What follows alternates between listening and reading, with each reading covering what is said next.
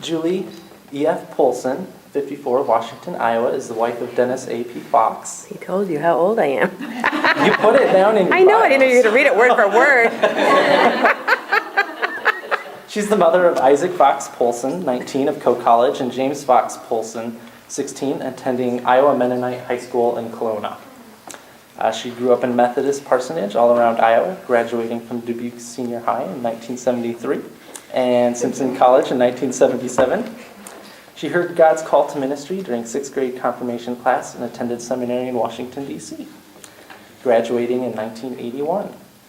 She served full-time pastorates in Newton, at St. Luke UMC, Marengo, Cedar Rapids is founding pastor of New Creation UMC, and now at the Washington United Methodist Church.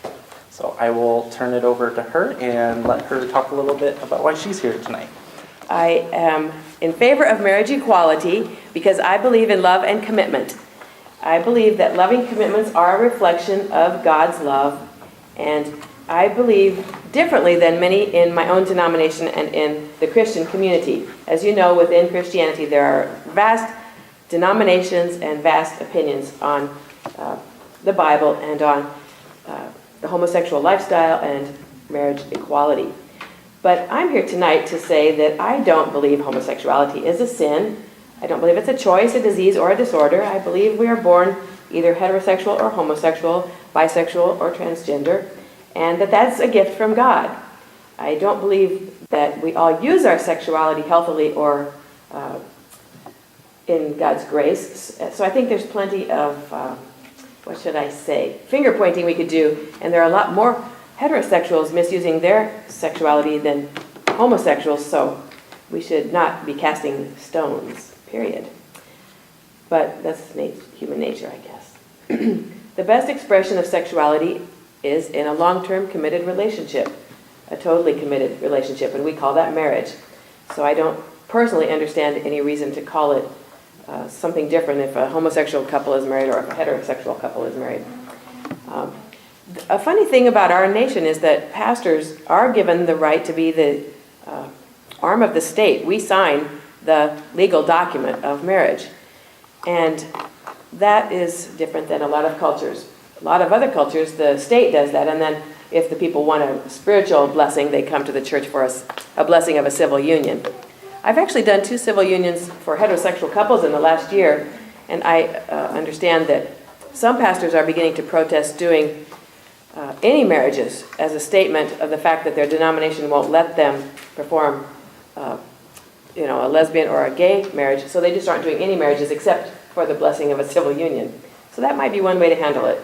So far, my denomination would remove my orders, which means I would no longer be ordained, at least that's the threat, if I did any marriages right now for homosexual persons.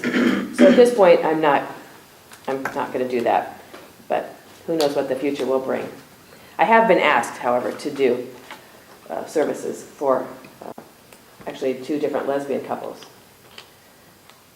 My first experience with the homosexual community was a gay friend I had in high school, and that was almost 40 years ago, if you can believe that. And I thought he was my boyfriend for a long time. And then I realized we were just really good friends, and that he was actually not interested in me in that way, but that was okay because we were very good friends. And so from then on, I began hearing and really hearing the story of gays and lesbians, as I had friends who were all across Iowa, and then I went to Washington, D.C. to seminary. And that, because of my faith, anyhow, I believe that Jesus loved everyone, and so he welcomed everyone, and so I believe that's what we Christians are supposed to do.